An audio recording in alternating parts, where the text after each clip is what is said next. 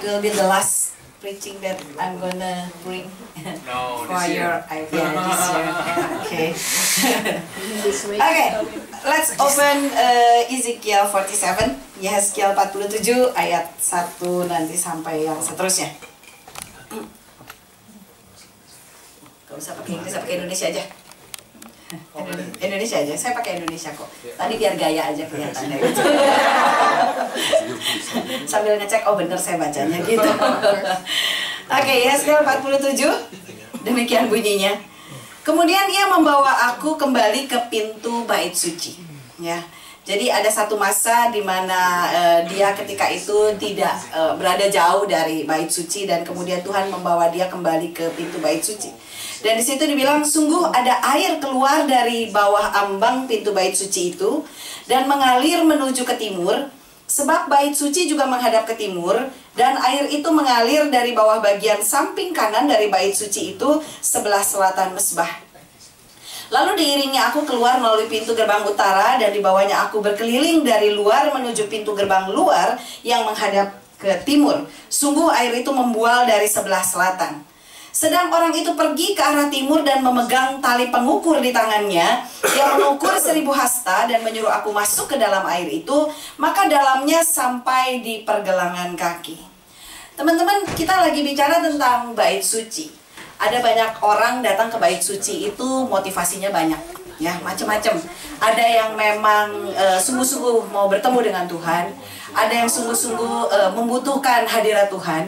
Ada yang memang mau pelayanan. Ada yang mau involve lebih banyak. Tapi ada juga mungkin yang cuma pengen ketemu teman. Ada yang gak enak karena di absen tiap minggu sama pastornya. Atau mungkin ada yang nelfonin dari jemaatnya gitu ya. Pokoknya macam-macam yang namanya motivasi orang datang ke gereja. Ya, kalau buat anak muda kebanyakan juga buat cari jodoh biasanya gitu ya. Ya, anyway, banyak banget motivasi orang untuk datang ke gereja.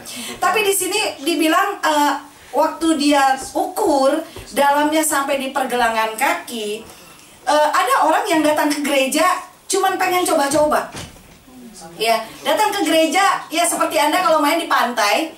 Ada yang memang bener pengen bener-bener main di laut, ya nyebur ke laut dan berenang.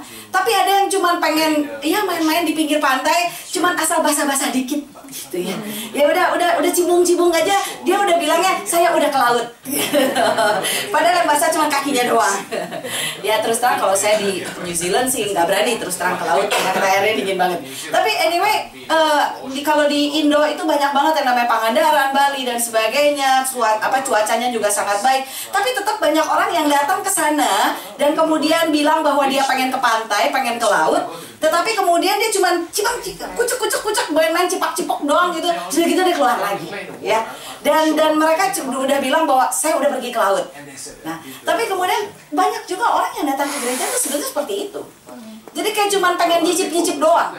Datang ke gereja, kemudian ya udah dengerin firman, udah gitu pulang, nggak mau involve terlalu banyak, nggak mau dibangun terlalu banyak, tapi mereka tetap bilang bahwa aku udah ke gereja, ya kan? Yang penting kan udah basah kakinya, ya.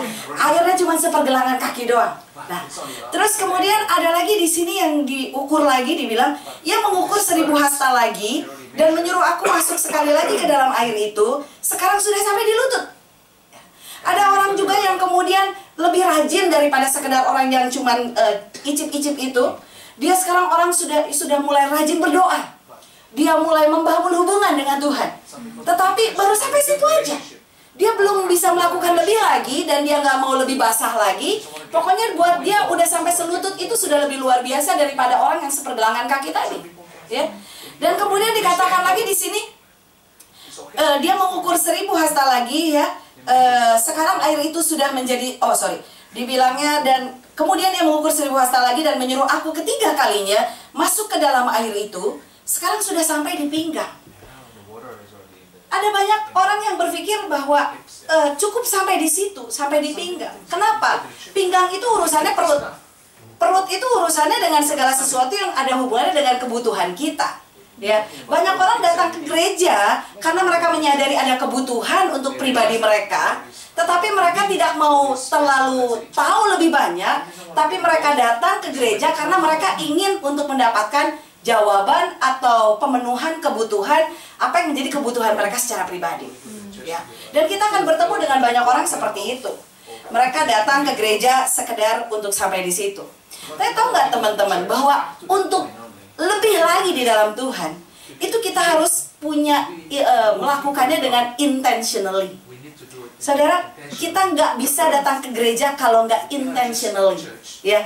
Kalau nggak dengan satu keinginan sungguh-sungguh untuk masuk di dalam sebuah community, masuk di dalam sebuah persekutuan, masuk lebih nyemplung lagi dengan intentional, dengan satu keinginan yang khusus, dengan satu keinginan yang keras, yang kuat gitu ya sifatnya, maka teman-teman cuman bisa masuk ke dalam gereja dan cuman bisa ngalamin sesuatu yang sifatnya sementara aja, ya, karena kalian cuma bisa melakukannya sampai pinggang tadi. Dan kemudian di situ dibilang lagi sekali lagi yang mengukur 1000 hasta lagi. Sekarang air itu sudah menjadi sungai di mana aku tidak dapat berjalan lagi, sebab air itu sudah meninggi sehingga orang dapat berenang, suatu sungai yang tidak dapat diseberangi lagi. Ya. Ini sebagian lagi ada orang yang mau masuk lebih dalam sehingga mereka bisa mengalami satu berkat Tuhan yang lebih lagi dalam kehidupannya, di mana dia bisa mengalami yang namanya sungai itu kayaknya udah nggak bisa diukur lagi. Ya, dimana orang-orang kalau nanya sama dia, lu ngapain aja sih ke gereja? Ya dia bisa bilang bahwa oh so many things that I can do in church, gitu ya. Ada banyak hal yang bisa saya kerjakan di situ dan saya merasa enjoy sekali. Dimana kalau ditanya berapa banyak berkat yang kamu terima, kamu bisa bilang udah nggak bisa terukur lagi, ya, karena saking sudah terlalu dalam dia masuk dan mengalami satu pemenuhan di dalam Tuhan. Terus di situ dia bilang lagi, lalu ia berkata kepadaku, sudahkah engkau lihat, hai anak manusia? Kemudian ia membawa aku kembali menyusur tepi sungai. Dalam perjalanan pulang, sungguh sepanjang tepi sungai itu ada banyak pohon, sebelah sini dan di sebelah sana. Ia berkata kepadaku, sungai ini mengalir menuju wilayah timur dan menurun ke arah Yordan dan bermuara di Laut Asin, air yang mengandung banyak garam dan air itu menjadi tawar. Sehingga kemana saja sungai itu mengalir, segala makhluk hidup yang berkeriapan di sana akan hidup. Ini luar biasa banget gak sih? Ya. Setiap anak-anak Tuhan yang memang benar-benar bisa mengalami satu transformasi di dalam Tuhan, di mana dia bisa masuk ke dalam sungainya Tuhan secara utuh, maka kemanapun dia pergi, maka dia bisa membawa kehidupan kepada orang-orang di sekitarnya. Kenapa bisa begitu? Karena kita bukan lagi orang-orang yang hambar. Kita adalah orang-orang yang memberikan satu pengharapan. Kita adalah orang-orang yang sudah mendapatkan kehidupan itu, dan ketika kita bicara dengan orang, kita juga bisa mengimpartasikan pengharapan itu kepada banyak orang, ya. Sehingga di situ dibilangnya bahwa kemana saja sungai itu mengalir, semuanya di sana hidup. Bayangin. Jadi apapun yang kita kerjakan akan ada kehidupan. Apapun yang kita sentuh akan hidup, ya. Maka penangkap-penangkap ikan penuh sepanjang tepinya mulai dari En-Gedi sampai En-Eglaim. Daerah itu menjadi penjemuran pukat dan di sungai itu ada berjenis-jenis ikan seperti ikan-ikan di laut besar sangat banyak. Tetapi rawa-rawanya dan paya-payanya tidak menjadi tawar, itu menjadi tempat mengambil garam. Pada kedua tepi sungai itu tumbuh bermacam-macam pohon buah-buahan yang daunnya tidak layu dan buahnya tidak habis-habis. Tiap bulan ada lagi buahnya yang baru, katakan amin. Sebab pohon-pohon itu mendapat air dari tempat kudus itu. Buahnya menjadi makanan dan daunnya menjadi obat. Artinya apa? Artinya kemanapun kita ini adalah pohonnya Tuhan saat ini, cabangnya Tuhan, di mana kita akan selalu diajak Tuhan untuk pergi kemanapun kita berada. Makanya dibilang bahwa kamu akan menjadi berkat dimanapun kamu ditempatkan. Ya, kenapa bisa begitu? Karena berkat yang dari Tuhan mengalir di dalam kehidupan kita dengan tidak habis-habisnya. Ya, itu untuk kita yang memang benar-benar bisa ada di dalam gereja, bisa ada di dalam bait Allah, ada di dalam hadiratnya Allah. Kita bicara bait Allah ini adalah tempat di mana hadirat Allah itu ada, ya. Bukan cuma sekedar yang saya tahu kalau dalam bahasa Inggris ada bedanya ya. Kalau bilang bahwa I'm going to church sama I'm going to the church gitu kalau nggak salah. Ada bedanya kan? Ya. Kalau misalnya I'm going to church itu artinya kita memang pergi untuk mengalami hadirat Tuhan, mengalami something in the church. Tapi kalau I'm going to the church, seingat saya artinya adalah kita pergi ke gereja, ke gedungnya, but do nothing yang nggak ada hubungannya dengan gereja. Itu seingat saya kalau gramatikal begitu artinya. Jadi banyak orang yang bilang I'm going to the church gitu. Ya, yang penting saya pergi ke gereja. Jadi cuma cipak-cipuk doang, and then go home. Ya, karena memang untuk pergi ke gereja, terus terang ngomong, itu mesti intentionally. Apalagi dengan suasana New Zealand yang begini dingin ya. Apalagi dengan winter nanti ya. Sekarang aja udah mulai dingin, apalagi kalau winter. Kayaknya bangun tidur aja rasanya mendingan masuk selimut lagi daripada pergi ke gereja. Setuju nggak? Nah, yang setuju katakan amin.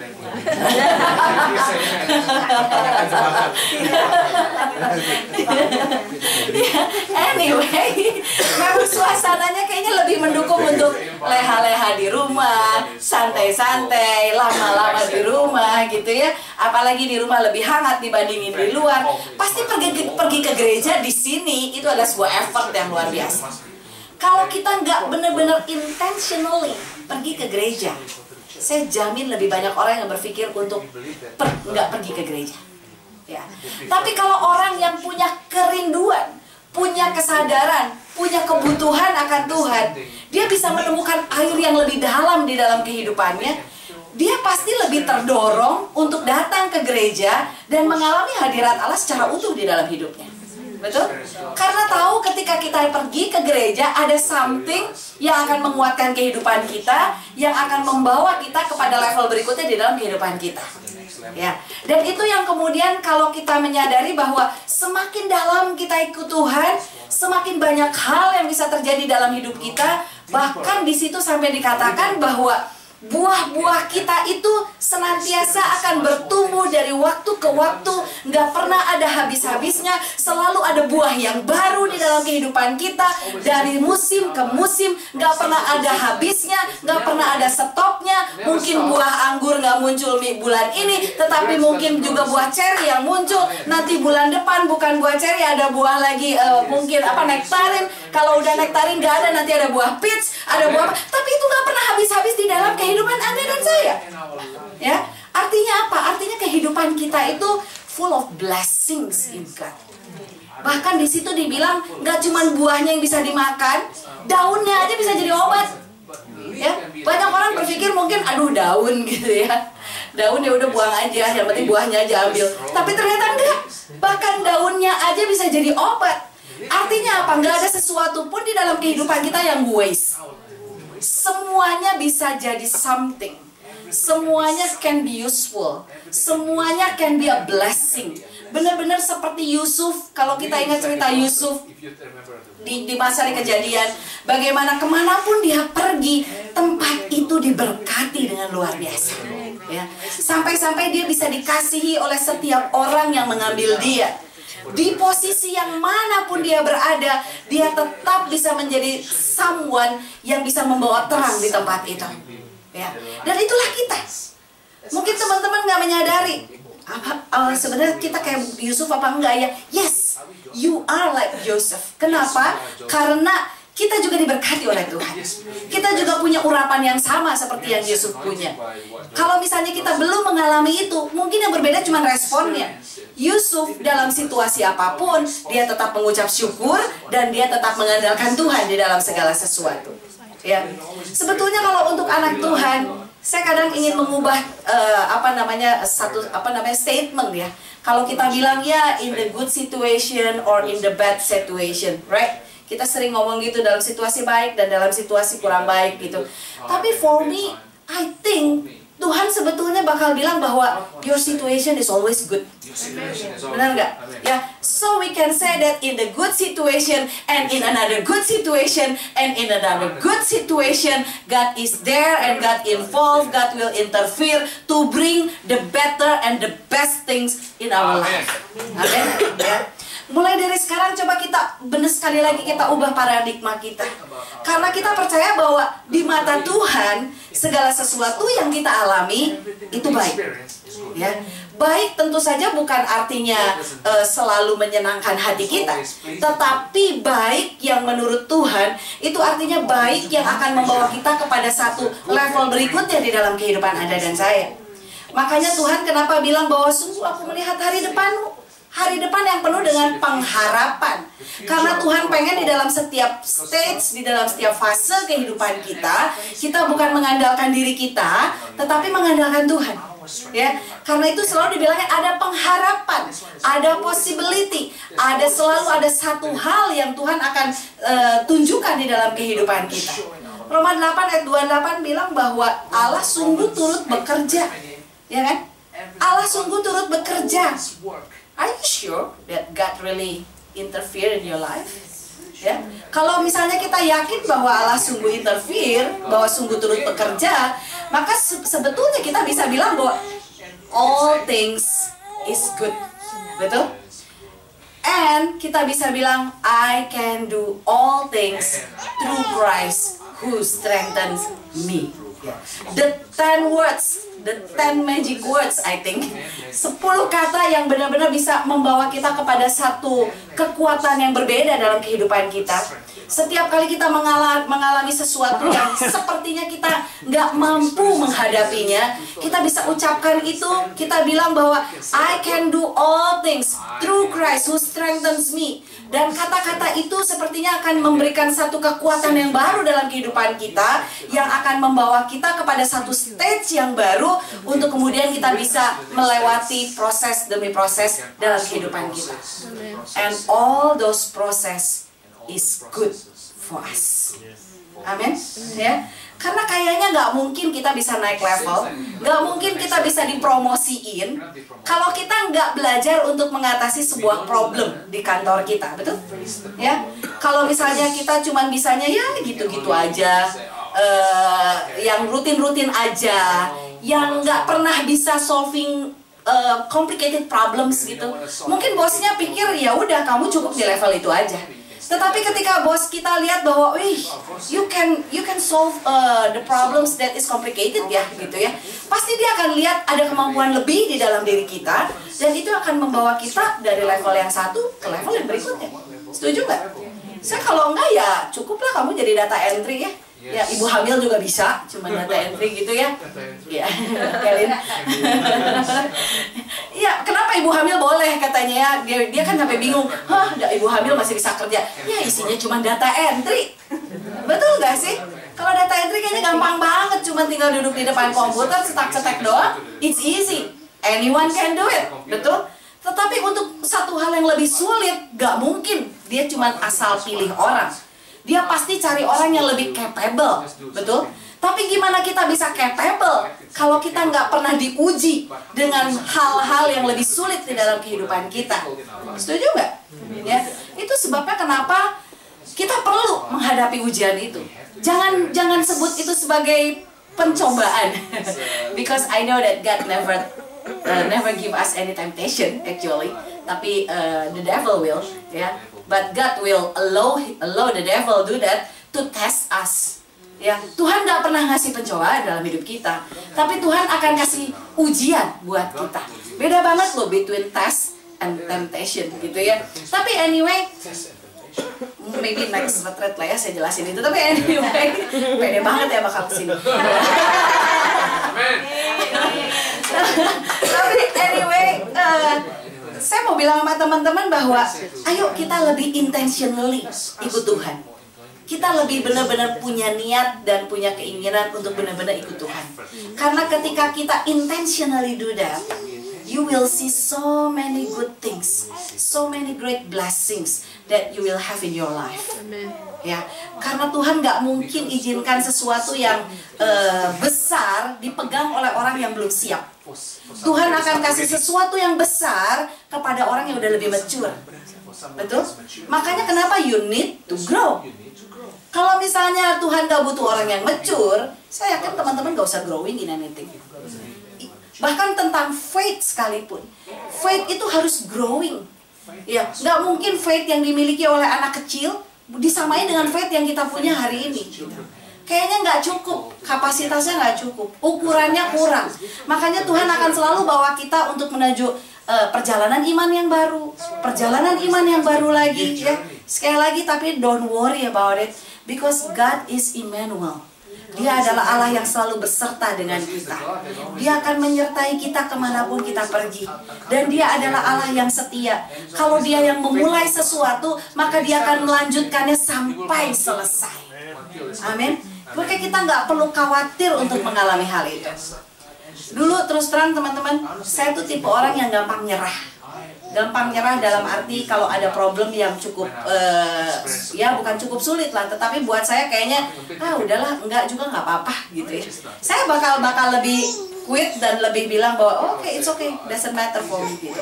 Tapi belakangan ini Tuhan sepertinya lagi mendorong saya untuk ayo grab it gitu.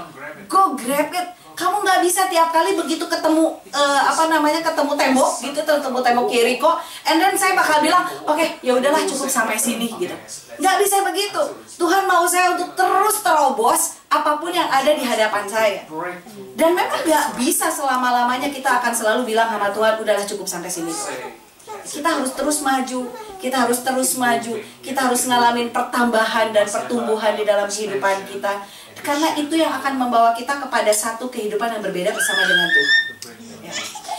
Teman-teman pasti senang kalau ngedengar kesaksian orang, betul nggak sih? Ya. Kayaknya luar biasa kalau ngedengar kesaksian orang. But have you ever think to have your own testimony one day? Dan itu yang Tuhan mau. Kesaksian kita lah sebetulnya yang menjadi yang menjadi alat yang paling powerful untuk bisa menginjil kepada orang. Kesaksian kita lah sebetulnya yang bisa membawa banyak orang percaya sama Tuhan. Makanya sebetulnya one day I want to hear each one of you will come forward and telling about testify about something what God has done in your life. Because itulah yang kenapa Tuhan mau lakukan kebaikan dalam kehidupan kita. Ya, mungkin banyak teman-teman yang nggak pernah menyadari bahwa kalian ini sebetulnya adalah showcase-nya Tuhan. Setuju? Kalau saya mau tanya balik, sebetulnya kewajiban apa dari Tuhan untuk memberkati kita semua? Betul nggak sih? Tuhan nggak punya kewajiban apa-apa untuk memberkati kita semua. Tetapi Tuhan tetap memberkati kita dengan luar biasa. Karena dia punya satu tujuan. Dia pengen setiap berkat yang dia berikan dalam kehidupan kita itu kemudian bisa memanggil banyak orang lain yang belum percaya sama Tuhan untuk bisa percaya sama Tuhan karena apa yang dia lakukan di dalam kehidupan Anda dan saya. Jadi kalau kalian nggak pernah testify, how can anybody else know that God is really good? Betul? Makanya kita perlu testify lebih banyak. And you know what is the benefit of the testimony? The more you testify, the more blessing that you will get. Setuju? Kenapa? Karena artinya kalian adalah orang-orang yang trustworthy. Kalian adalah orang-orang yang bisa dipercaya sama Tuhan untuk menerima berkat, kemudian menyaksikannya kepada banyak orang. Sehingga orang lain kemudian mendengarnya dan bisa ikut Tuhan. Dan setelah itu kalian akan diberkati lebih lagi untuk kemudian bisa menyaksikannya lagi kepada banyak orang. So, jangan pernah ragu-ragu untuk testify. Ya, jangan pernah ragu-ragu untuk menyaksikan kebaikan Tuhan. Jangan cuma pengen dengerin kesaksian orang. Jangan cuma kemudian nanti aduh bagus banget sih itu kesaksiannya. Oke, itu kesaksiannya baik, but it is for him or for her. Tapi ayo kita juga minta sama Tuhan supaya something big can happen in your life and you can be the one that God used to testify about his blessings. Amin. Ya. Ayo lakukan itu. Semakin kita lakukan, semakin dalam kita masuk ke dalam air itu, semakin kita bisa melihat buah-buah kita itu benar-benar bisa melimpah-limpah dalam kehidupan kita. Kiri dan kanannya katanya akan dipenuhi dengan pohon-pohon yang berbuah-buah yang tidak pernah ada habisnya. Yang buah-buahnya akan senantiasa berbuah pada musimnya. Dan setiap bulan selalu ada yang baru di dalam kehidupan kita. Ayo kita bilang sama-sama, setiap bulan selalu ada yang baru. Setiap bulan selalu ada yang baru. Setiap bulan dibilangnya gitu loh. Kalau ngomong setiap bulan artinya apa? Artinya nggak ada berhenti-berhentinya. Sepanjang kehidupan kita selalu ada yang baru. Isn't it great? I think it's a good news for each and every of us. Even for me. Buat saya pribadi, saya bisa ngerasain betapa luar biasanya Tuhan. Ya. Saya bisa nyampe ke sini pun ini sebuah anugerah yang luar biasa. Saya masih ingat dulu, saya rindu banget untuk bisa, sebetulnya dulu tujuannya cuma pengen jalan-jalan sebetulnya ya. Saya bilang, Tuhan saya pengen banget bisa jalan-jalan. Tapi anyway, berjalannya waktu, kemudian Tuhan taruh kerinduan yang lain dalam hidup saya. Saya bukan cuma pengen jalan-jalan. Saya pengen jadi saksi buat banyak orang. Saya pengen bisa menyampaikan kebenaran firman Tuhan. Bisa membangun banyak orang di mana-mana. Dan kemudian Tuhan mulai membawa saya dari satu tempat ke tempat yang lain. Dan hari ini saya bisa menyaksikan Tuhan itu adalah Allah yang setia. Dia benar-benar setia. Apapun yang kalian pernah pikirkan, apapun yang pernah muncul di pikiran kalian, mungkin kita aja udah lupa. Kadang-kadang pernah minta sama Tuhan, tapi dia nggak lupa. Dia ingat, on the right time, dia akan berikan itu dalam hidup kita. Ya, just be patient.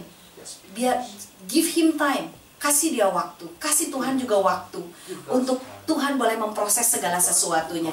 Tapi on the right time, kita pasti bisa mendapatkannya dalam hidup kita. Amin. Ya. Ini bukan seminar, ini kebaktian. Saya menyadari itu, jadi saya nggak boleh lama-lama. Walaupun saya tahu tidak akan di timer kali ini, tapi saya cukup menyadari itu. Ya, tapi satu hal yang saya rindu untuk saya titip pesan di tempat ini adalah tetap bangun persekutuan yang baik di antara teman-teman sendiri. Karena setiap orang yang ada di tempat ini, Tuhan tempatin nggak ada yang kebetulan. Setuju? Ya. Everyone fits our puzzle. Setiap kita punya puzzle-nya masing-masing, setuju? Tapi nggak ada yang kebetulan. Kalau puzzle teman-teman ternyata isinya harus ada Abby, harus ada Jirisha, harus ada Rita, harus ada Olin, harus ada Denny, harus ada Kak Wendy, harus ada Komik, harus ada semua orang yang ada di sini. Nggak kebetulan. Kadang-kadang kita ngerasa, Tuhan kok puzzle-nya ada yang kosong. Ternyata yang kosong itu isinya orang yang nyebelin itu loh gitu.